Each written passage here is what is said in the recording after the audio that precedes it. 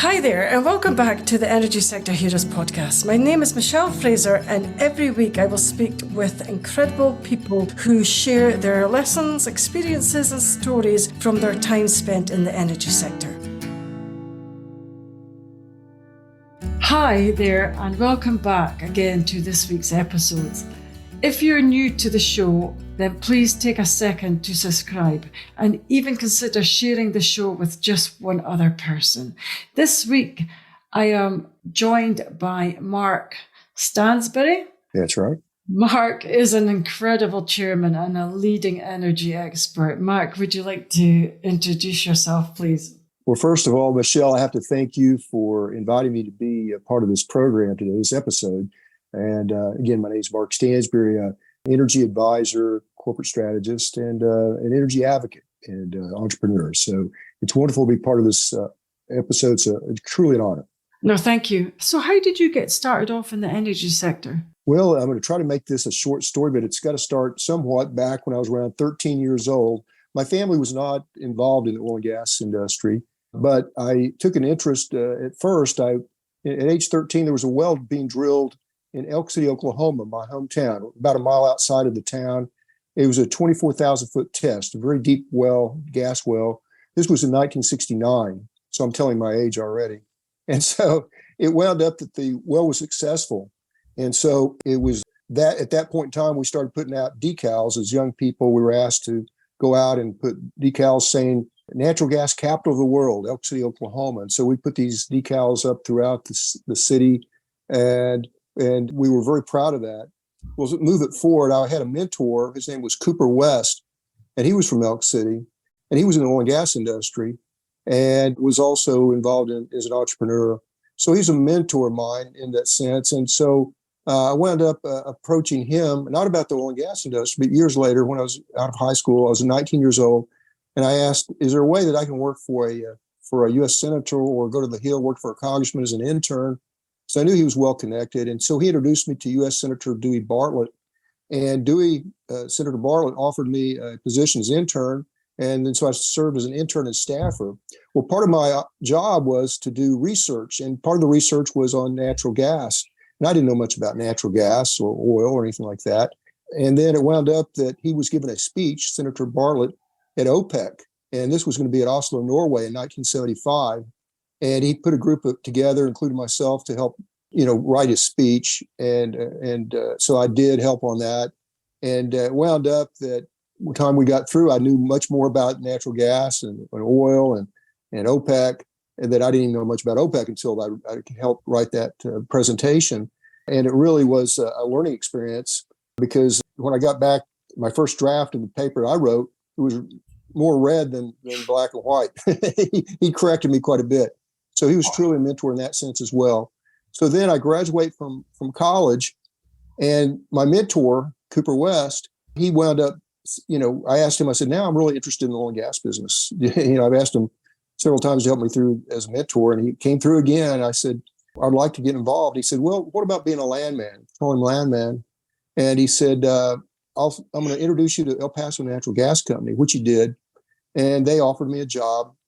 And then at the last minute, I was going to get ready to be married in that summer of 1977, September.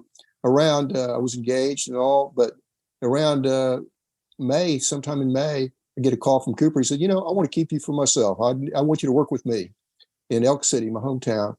And so I was so thrilled, because that was a lot of activity going on then, oil and gas activity, especially natural gas, capital of the world, and great place to be. So it wound up that I got a job, and he sent me off to school and so forth. And that really was the intro to the energy business. And I try to keep it short. So there's a longer story, but that gets you there, Michelle. No, thank you. Sounds interesting. So who was your role model, and why did you find them inspirational? I go back to my dad and ma. I put two in that category that really initially, they were so involved. They both didn't have the opportunity to finish high school. So they wanted to make sure my sister and both she and I would have an opportunity to attend college and have these opportunities. So they were very hard workers. They were very, they gave a lot back to society. They were very big in giving that way in both time and effort. So I would say it was my mom and dad were really inspirational George and Lucy Stansberry really made a difference. No, that sounds amazing. It's amazing that you had supportive parents. That's right. That's right. Yeah. So what is the most challenging thing you find about your current role and how do you handle it?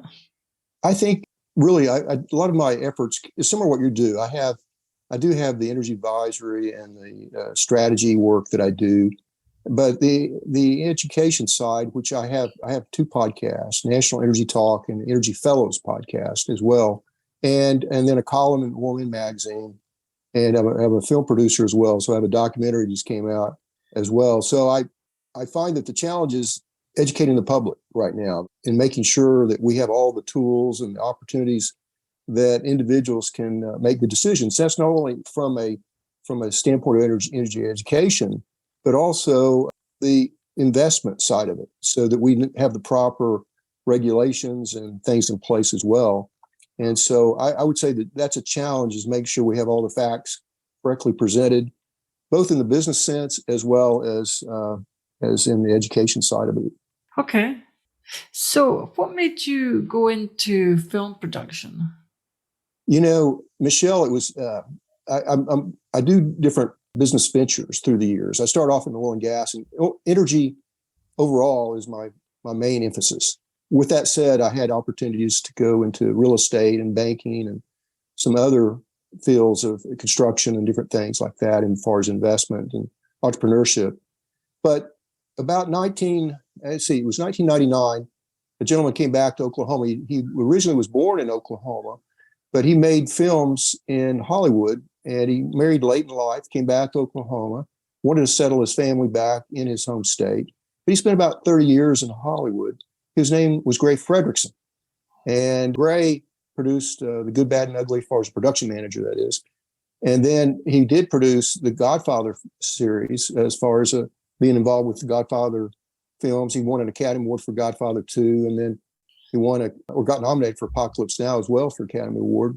A great individual. Came back, and we got introduced at a chamber meeting, and I became friends. We started visiting. In about 2001, Gray and I got together talking about how we could work together. He wanted to have a film production company in Oklahoma after moving back from Beverly Hills and Hollywood after 30 some years. And he wanted to have a film production company put together. He and I did.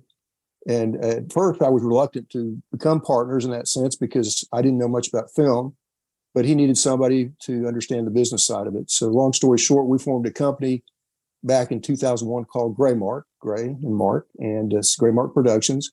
And that production company went on to produce several films and a documentary. And from that standpoint, we've done some work together over the last 20 years. He passed away in November. And so his service was in December 2nd. And so we had a documentary that came out, and it happens to tie in with where you are, in a sense. You're part of the world, that is. It was Sherwood Forest. Okay. Sherwood Forest it's called Sherwood Forest, Top Secret. And it was where the documentary came out December 29th, as far as in Oklahoma, statewide, and then pbs.org. And this documentary wound up, it told a story about 150, 300 barrels of oil per day at that time, where about 40 roughnecks, a little over 40 roughnecks, came from Oklahoma in our region to Sherwood Forest, drilled enough wells in 1943, going back to the World War II, enough oil to be produced that even oil was used at D-Day. And so over a year period of time, these roughnecks worked with the British in the fields of Sherwood Forest and produced upwards of 3,000 barrels of oil per day. And so that was a success. And so the documentary came out with Barry Corbin, who is the narrator. He's been in about over 200 films, from Urban Cowboy to War Games to the Yellowstone that has come out here in the United States, as well as Tulsa King and some other films throughout the years. Did a great job. And we had a great director, Greg Malott, who was an Emmy-winning director as well. So it was a really good team. But that's how I got involved. It was really from the initial stage. And I always tell people, especially students, look at opportunities. It doesn't mean they're all going to work out, but look at the opportunities. Go inside the door opens, and see what's there. And I happened to do that, and it wound up being a wonderful opportunity. No, that sounds inspirational. Yes, I agree. You need to look at all opportunities, even though if you don't think it's going to be suitable for you for yourself. I think you need to explore it anyway. That's exactly right.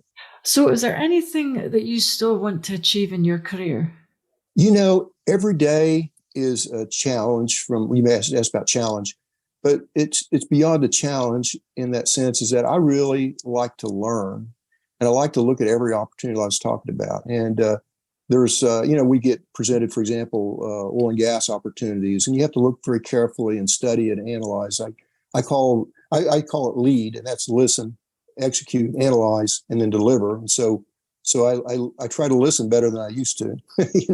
I keep developing my listening skills, and still working on that. But to execute, you have to have analysis and really study it properly, whether it's a film project or writing a book or whatever it might be. It takes a lot of analysis, and then and then the delivery. A lot of times, you can have the greatest product in the world, but if you can't get it delivered, then you have an issue. So I would say I'm still looking at how to see how I can become more involved and help the world in a lot of ways. And there's so many challenges that way ahead of us, a different kind of challenge, but that it is a challenge, and I love it. No, it sounds like you do. So, if you were going to hire someone, what would make an outstanding hire for you? I think the key is really being loyal in your work, loyal as a person, being dependent on not just yourself, but on others, and making sure you have the right, that they can work with, the person can work with a team and advisors. And I mentioned about listening and communicating. But with that said, I need somebody that's very determined to tell you what he or she believes. In other words, if I ask for something, it's not a matter of just agree with me.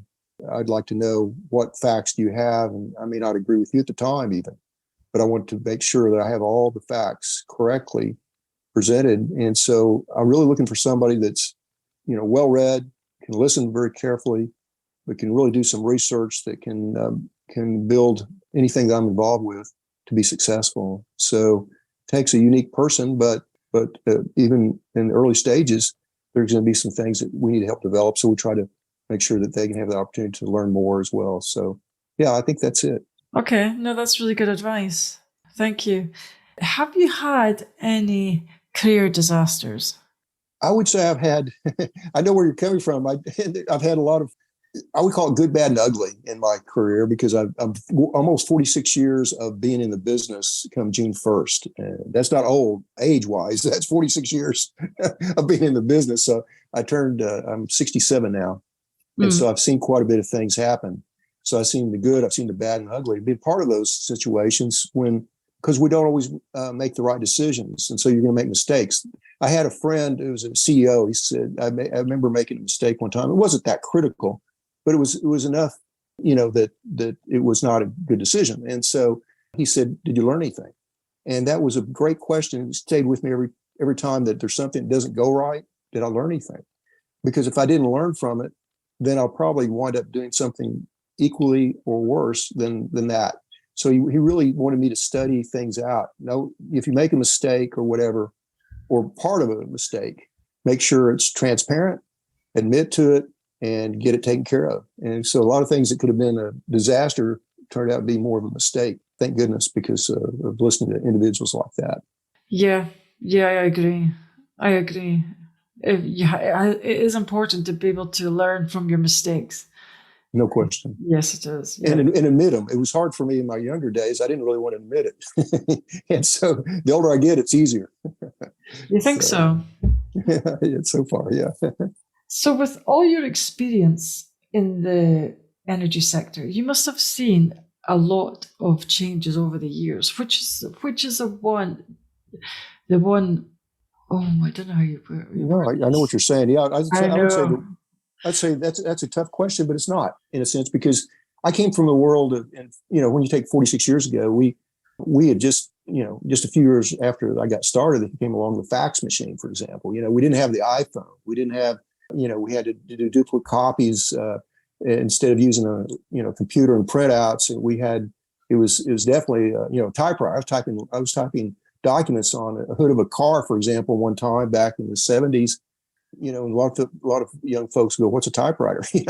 We were it. So I would say the technology advancement is something that's come to the forefront in such a big way. And I've been given a speech. Well, started in 2018, giving a speech called "The Digital Transformation from the Whiteboard to the Boardroom." So I'd go across the U.S., primarily Houston, Denver, Dallas, different cities, giving talks on that.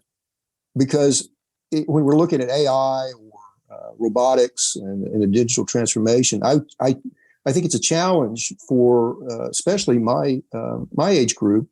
And I would say, we have to meet that challenge by learning more about it or bringing in those that really do know more about it. And so we have to look for good talent to help in that regard, because we're not talking about just the AI and robotics, but also cybersecurity and all these different issues that come before us that we didn't have before as dramatically as we have today. And as our economy changes, we need to keep up with that and have boards that are, diverse. We talk about diversity, inclusion, that kind of thing, but that understand how to strive for energy efficiency and environmental preservation, which has been a theme of mine, to incorporate leadership from the C-suite to the board on down to, when I say on down, it's a team effort all the way to those in the field as well. So it's across the board instead of say up or down. It's across the board. Everybody's communicating together to make sure your company is effective and efficient. Okay. No, thank you. That was really interesting. What is your zone of genius? What are you most excellent at? I would say I really like to communicate, and that was something that I have had to continue to develop, because it's something that, in fact, I remember I was wanting to be at one point an attorney, and I went to the president of the university I was attending and asked for advice of what's the best way to get into law school and so forth. And he was very, he emphasized communication, and that would be important, not necessarily the major. It was more of whatever you choose as a major. Keep in mind that communication will get you through. So I give a lot of speeches throughout the country. I write books. I've written 6 books on energy related, and I'm on a podcast, for example, 2 podcasts, and really love communicating that with OGGN, Oil and Gas Global Network. I'm connected with them with Energy Fellows. Those things I would not even have thought about had I not had that communication with probably the president of the university about how, because he had a law degree, but I didn't pursue law. I wound up pursuing land and finance, and then all these other opportunities came along. But communication has been vital all along. I think so too. I think communication is quite a vital skill to have. I was somewhat shy in my early days, so it was something that I needed to improve on, and I'm still working on it. I'm still trying to improve. No, you sound amazing. I think everybody's shy when they're younger. I think you're just finding your feet when you're much younger as well. I think you're right. What does your average week look like? Well, there's no average week. It's amazing. It's hour by hour, sometimes even day by day, because of all the things I'm involved with. I was at university, for example. I was on the university board, excuse me, of Oklahoma. It's called Regional University System of Oklahoma. I served 9 years, one term, and then 5 years another term. I've been a trustee of a private university. I've been involved with higher education for about 30 years of my career. I've been involved with some form of that, and that's of that area, that field of higher education, that sector. So I wound up.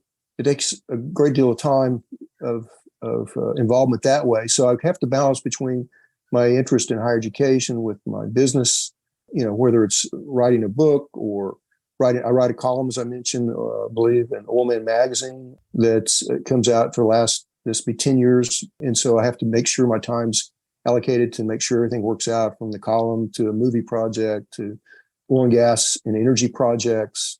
And we're looking at always for forming alliances and partnerships and those kind of things. So it's a lot of juggling. And so I try not to keep it juggling without dropping anything. So it's quite a chore, but I love doing it. Okay.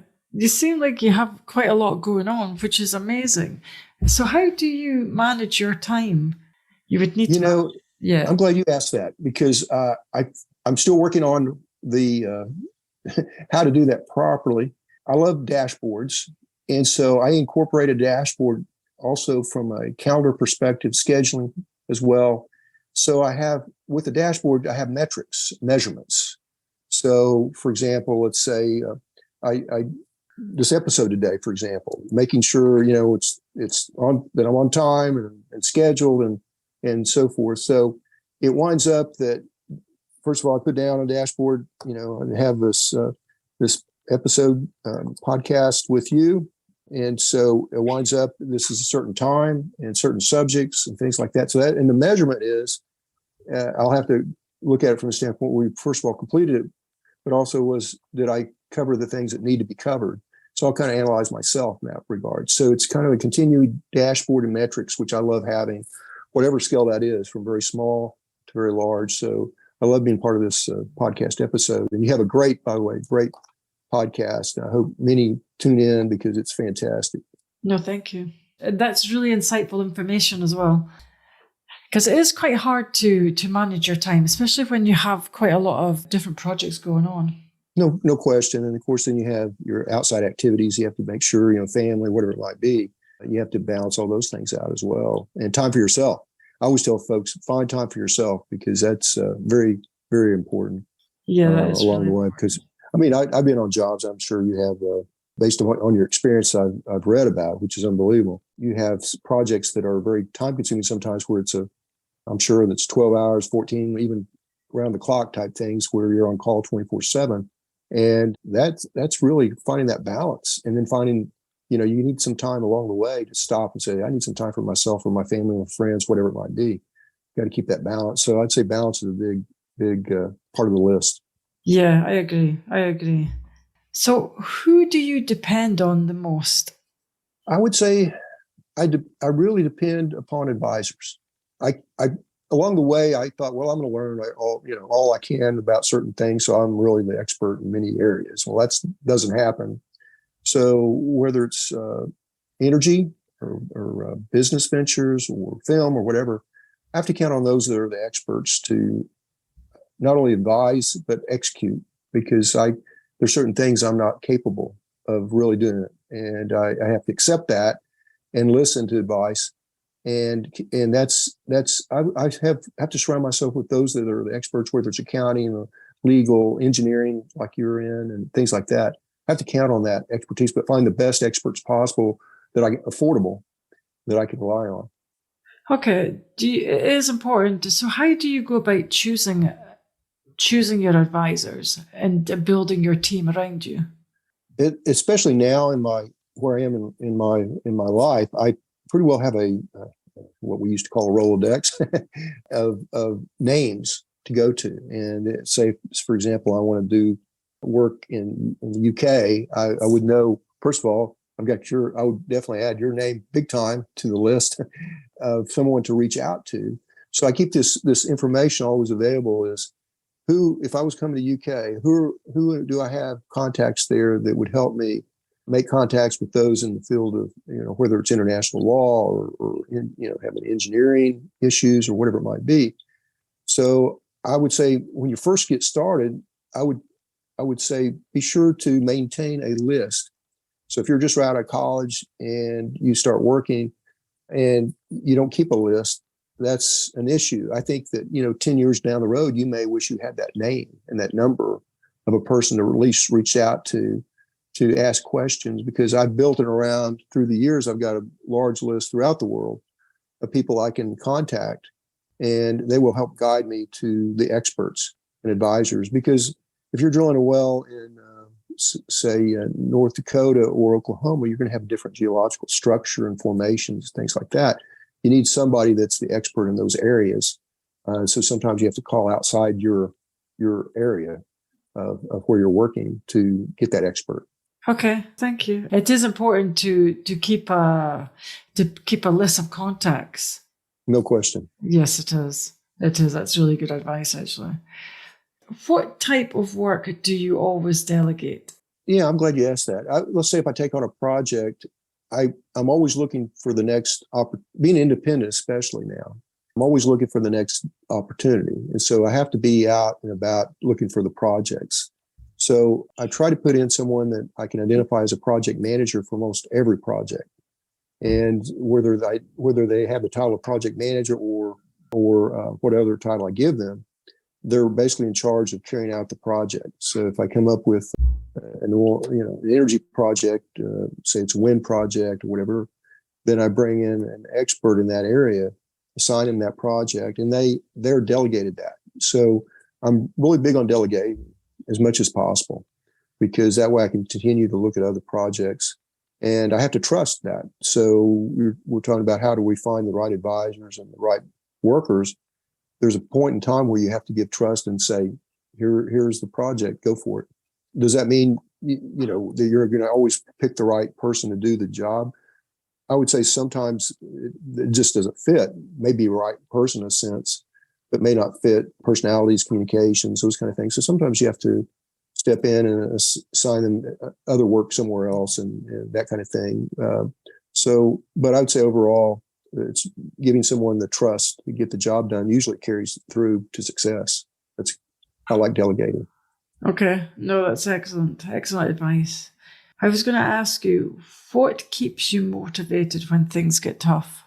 I think the inspiration, knowing that you're making a difference. It may get tough, but there's somebody out there that has something going on a lot tougher than myself. There's somebody out there that needs, if I'm going out and putting together an oil and gas or wind or energy project, let's say, I know that benefits others.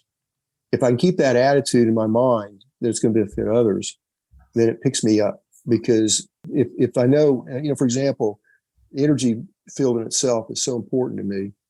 There's some child in the world that doesn't have access to electricity for reading, for refrigeration, for all these other things. And there's billions of children and people that have that issue. Then I shouldn't look at it from a standpoint. Of course, we all get down a little bit, don't we? But at the same time, to lift it up I'm helping this person by doing what I'm doing. If it's a film project, I'm helping deliver historical value or entertaining value or inspirational value. They can help others. So if I keep that attitude, and it's not so easy to do that all the time when you do have, you get kind of down or whatever. The best way for me to lift up is I'm making a difference. And that's my way of getting through and moving forward. No, that's excellent. Excellent advice.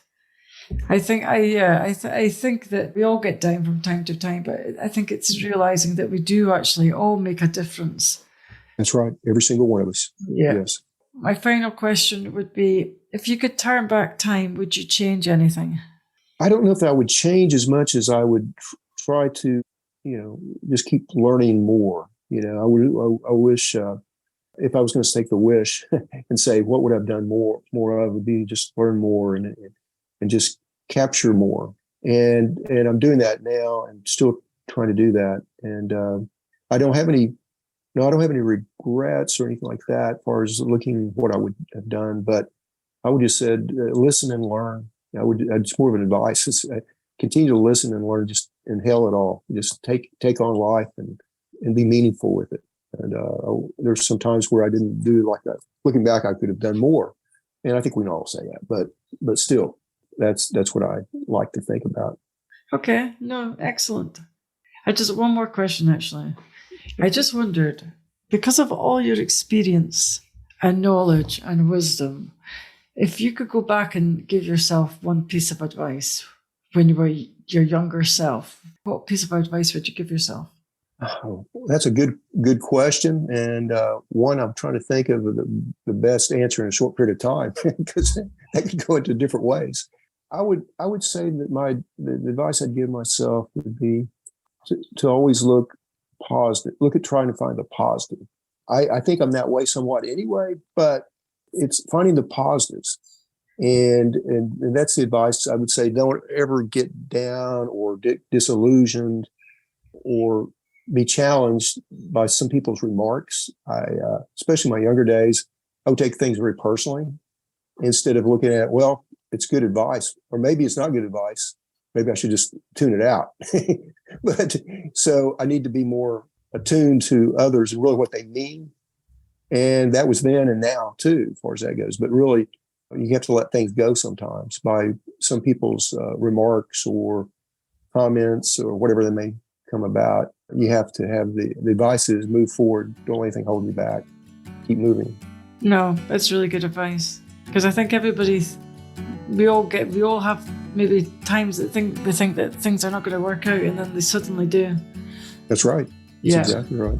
No, I'm going to leave on that positive note. That was an amazing answer, actually. Well, that brings us to the end of another episode. Thanks for listening, and see you next week.